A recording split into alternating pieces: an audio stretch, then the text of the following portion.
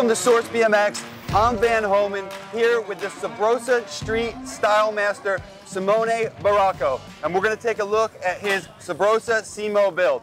You mentioned to me that you've been riding pretty similar geometry for some time now, which at the time of this design would have been pretty progressive. What was important to you when designing a frame, and how does it fit into your technical brand of street riding?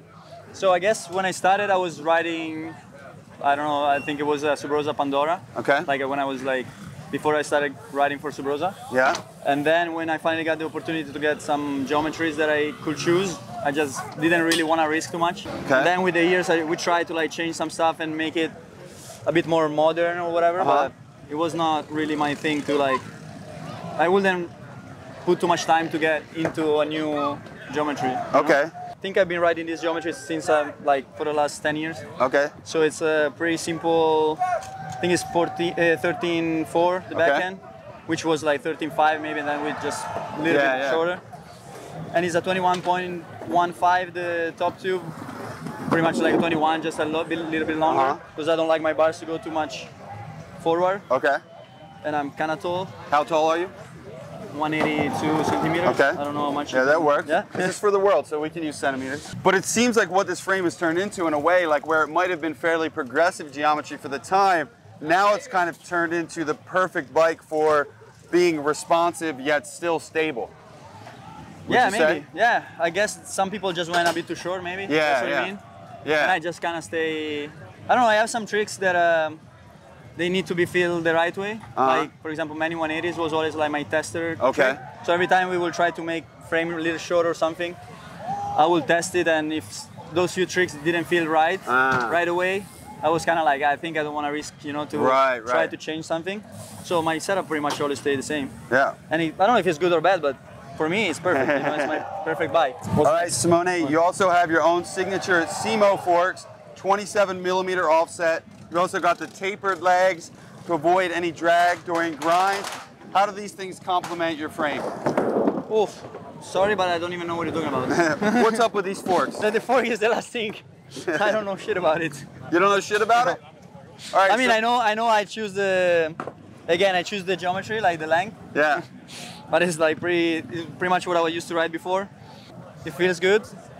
I always pretty much rode the same geometry, and yeah, I wouldn't change anything on it. So it's perfect, and it doesn't break. It's got a 27mm offset, responsive yet stable. It's got tapered legs to avoid any drag during grinds. That's why it's perfect. Also, now you know. Yeah, perfect. It's just perfect. Sometimes, you know. All right, Simone, another piece of the Simo line. You have your own signature bars. You're riding 8.8 rise, which by today's standards might seem a little bit low. Break down these bars. What went into the design? Why are they comfortable for you? So again, like more than 10 years ago, probably I was riding the Vultus bar from Shadow. And I guess they were very similar. Like there is something about them. I think it's the upsweep or something that is different from most of the bars. Okay. And they always felt amazing. So when Sabrosa gave me the opportunity to make my own, I went pretty similar to that one, and I guess I changed like the rise. It was a bit bigger than the 8.5 that I used to ride 10 years ago. But again, I didn't want to change too much, so I went for 8.8, and all those years I just felt perfect. Yeah. Again, so that leads us into the Trey Monet stem. Yeah. Now this is an interesting collaboration. You and Trey have pretty different styles, yet you both do a lot of technical things. So how did this whole collaboration come about? This one, I guess, we were fighting for who was gonna get the signature, maybe, something like that.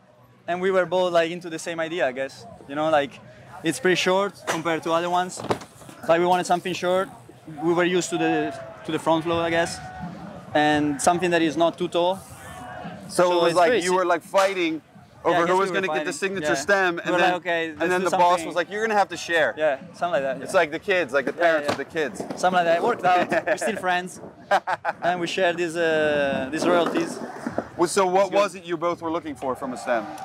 Some simple, like we were using again. We had one that wasn't like it wasn't any signature stem, and the team was riding a few different stems, and me and Trey were riding the same one, and we wanted to get something a bit more even perfect to what we liked. Which it's kind of shorter, right? Yeah, it was shorter than what we were riding. Yeah. So we got this one. Me and Trey were agreeing on the new changes to make, and yeah, we were Yeah, so kind of shorter for more technical tricks. Yeah, it's pretty short, I guess. Yeah. All right, Simone, so this is your version of the penumbra seat. Shadow has many different designs. Why did you choose this? So this is actually not even out yet. It's coming out this summer or early summer. Okay. This colorway. And I don't know, again, so many years with Shadow, it's been amazing to be able to design, like, especially I like to draw and stuff. Okay. So I think it's the best part where you can put some more design, you know? Yeah. Like everything is so skinny on the bike, so the seat is nice to play with design. Right. And this one, this idea, this style came during COVID. I was getting into like the look of like old school skate shoes, you know, like big and kind of, I don't know if it reminds you of this, but like even this. Yeah, I feel you on that, yeah. And I don't know, it was just like. That's pretty cool. So kind of to make something like that, a bit sportsy, but from that style, you know, 2000. Yeah, I can see that. Like reminds me of that. So yeah, it's your art kind of inspired by old school skate shoe. That's cool. Yeah. So you're originally from Italy, currently residing in Barcelona. You've named your signature sprocket after your current city. I understand that this also represents the flower, which is kind of like a distinct thing from Barcelona. So break down the design of the sprocket and the inspiration. Okay, again, this sprocket is pretty much what I used to ride before this from Subrosa. It was just perfect. And we were like, it was more about like making another design. And this is on the, how you say, like the tails from the city, like the floor. Right. The floor. That's like this design, like the main one that they use the most all over the city. In Barcelona. Yeah. So it's like a pretty unique, like, yeah, it's called symbol. a flower, right? It's a flower. Yeah, You cannot see too much maybe from here, but like it's a flower and it's like everywhere in Barcelona on the ground. Right, okay. Like, it's like a symbol, and me and many of my homies, we like it. Yeah, no, it looks clean, it looks good. And why the guard sprocket? Why do you choose to ride a guard that one sprocket? because I like to hit stuff with my sprocket. Okay. And that one is very strong. Again, it's very like, not the design, but like how it's made is very similar to the one I was riding.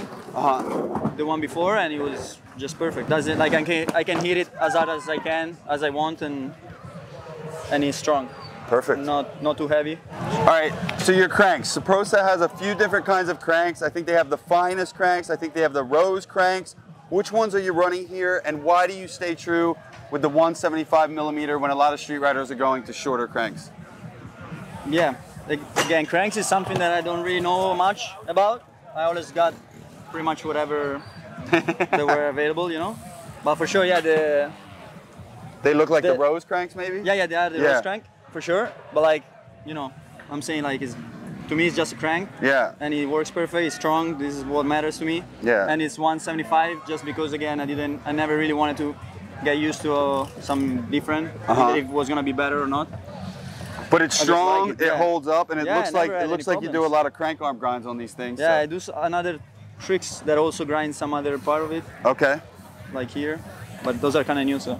But I don't know. Anyway, right. Yeah. Well, they just need to be strong and don't cut your feet to. Yeah, they don't hurt your ankles. Yeah. So they're perfect. Perfect cranks. Subrosa. All right, so you've got the Shadow Calle rims. I just learned that means street in Spanish. Yeah. Language lesson. What do you like about these rims? Do they come complete, straight out of the box, ready to roll? They come separate, I guess. Okay. You can build your wheels or whatever. Either way, so you can get them separate or complete. Yeah. Sure. Okay, both ways. I'm pretty sure. And to be honest, they're the best rims ever because I had a lot of bad rims back in the days. Okay. I mean, I ride low pressure, so I go through rims pretty like. And I didn't mind like riding with the wheels like this. Okay. I still don't mind, but like lately I just had less problems. Lately you don't need to. Yeah, lately I just ride with the straight wheels, I would say. Perfect. We should check, but pretty straight. Looks pretty straight. Those are, I just built them and rode them in one trip, but I rode the other one for like 1 year without problems. No issues. And why do you choose a cassette over a free coaster? Again, I don't like to. You just don't like change. Sometimes I try, but like. I don't blame you. I'm the same way. I mean, you jump from cassette to a coaster, and you have to choose, you know. Yeah, yeah. And I just what you prefer. A lot of people was going with a coaster, and I was like, I'm gonna keep playing with the cassette. Yeah. So Simone, again, another thing that you've held consistent, classic, and true with is your pegs. You have the Shadow Little Ones pegs. What size are you running, and why do you stick with metal pegs when a lot of people are going to plastic? Yeah, I stick to metal because I mean, I don't like breaking stuff too often and having to replace stuff. Okay. So that's also one reason. And I grew up watching videos with only metal pegs, so that's what makes me stoked. Yeah. And I just want to ride metal pegs. I'm lucky in Europe. There we go. Holy. Are we gonna survive? Metal, you know, metal pegs. Metal noisy, pegs, you know. Yeah, like make more noise. Fuck this. You can hit them hard. You can. I mean, you just don't have to really take care of them. Yeah. Like I have friends, you know, when you have to Rotate change, your pegs and all change kinds of whatever. stuff. Yeah. Like these ones just go for years. All right, let's finish this up with these tires. What tires are you running? What tire pressure do you choose? Okay. The tires is called Strada tires from Shadow. Also means street in Italian. Okay. If you're curious. Learning all kinds of things today. And again, pretty simple. They're the second version. First version was very similar, just a few different changes. But those have been the same for the last 5 years at least. And I ride low pressure. Everyone always cares about how much pressure I ride, like to make fun that it's low or whatever. I mean, they say it's low.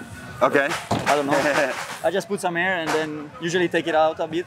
Why do you like the lower pressure tires? I just grew up riding low pressure. I was always like very light when I grew up, and then I never really put too much more into it. So it kind of makes you feel light on your bike, light on the street. It's just how I'm used to it. So yeah, then it feels good. And yeah, usually I put a bit of air. I don't have an answer when they ask me how much. Yeah. You know? I know just people by knows. feel. It's all by feel. Yeah, by feel. I just put a bit more than I know that I'm gonna need, and then I just do a few tricks and take some out, and that's it.